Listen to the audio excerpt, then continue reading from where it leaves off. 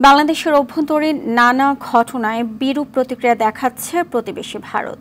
দুই দেশের সরকারি পর্যায়ে দ্বিপক্ষীয় সম্পর্ক তলানিতে ঠেকেছে। সাম্প্রতিক কিছু ঘটনাকে পুঁজি করে ভারতের উগ্রপন্থী বিভিন্ন রাজনৈতিক শক্তি সক্রিয় হয়েছে বলে অভিযোগ করেছেন নিরাপত্তা বিশ্লেষক নাঈম আশফাক। তবে উভয় দেশের সম্পর্কের তিক্ততা থেকে বের হয়ে আসতে দ্রুত পদক্ষেপ নেওয়ার পরামর্শ জানালেন সাবেক কূটনীতিক রাশেদ আহমেদ চৌধুরী।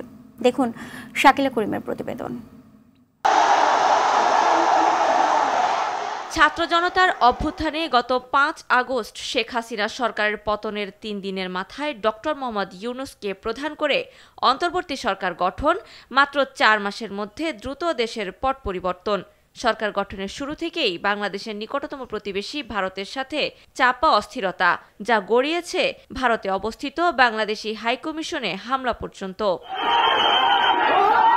এমন প্রেক্ষাপট কেন তৈরি হলো জানতে চাইলে কূটনীতিক ও নিরাপত্তা বিশ্লেষকের একই মত। হাসিনা সরকারের পতনের পর থেকেই বিরূপ প্রতিক্রিয়া দেখাচ্ছে প্রতিবেশী দেশটি। অনেকটা চিরস্থায়ী বন্দোবস্তের মতো বিভিন্ন ধরনের সুযোগ সুবিধা না পাওয়ার এক ধরনের হুমকি তারা দেখছে ৫ আগস্টের পরের থেকে।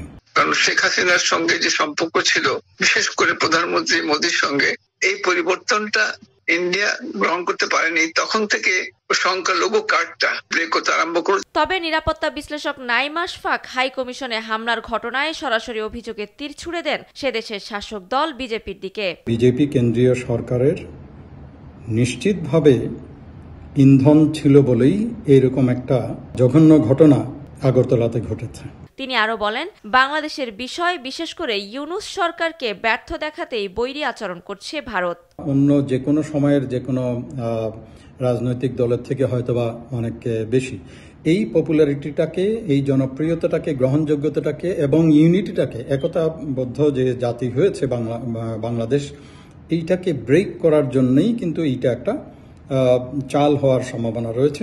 সীমান্ত, ব্যবসা বাণিজ্য, আর্থিক, সামাজিক সব দিক দিয়ে দুই দেশের স্বার্থ বিবেচনায় সম্পর্ক সুন্দর রাখা অত্যন্ত জরুরি। তাই কোনো ধরনের গুজব বা আবেগের বশে ভুল সিদ্ধান্ত না নেওয়ার পরামর্শ দেন সাবেক কূটনীতিক রাশেদ আহমেদ চৌধুরী। পরিবর্তন আসছে, বাংলাদেশে শেখ হাসিনা চলে গেছে, এখন আমাদেরকে দেখতে হবে সামনের দিকে। কারণ আমাদের যে এক্সচেঞ্জ যাওয়া আসা, যে ট্রেড ইন্ডিয়ার সঙ্গে খুব বড় ট্রেড।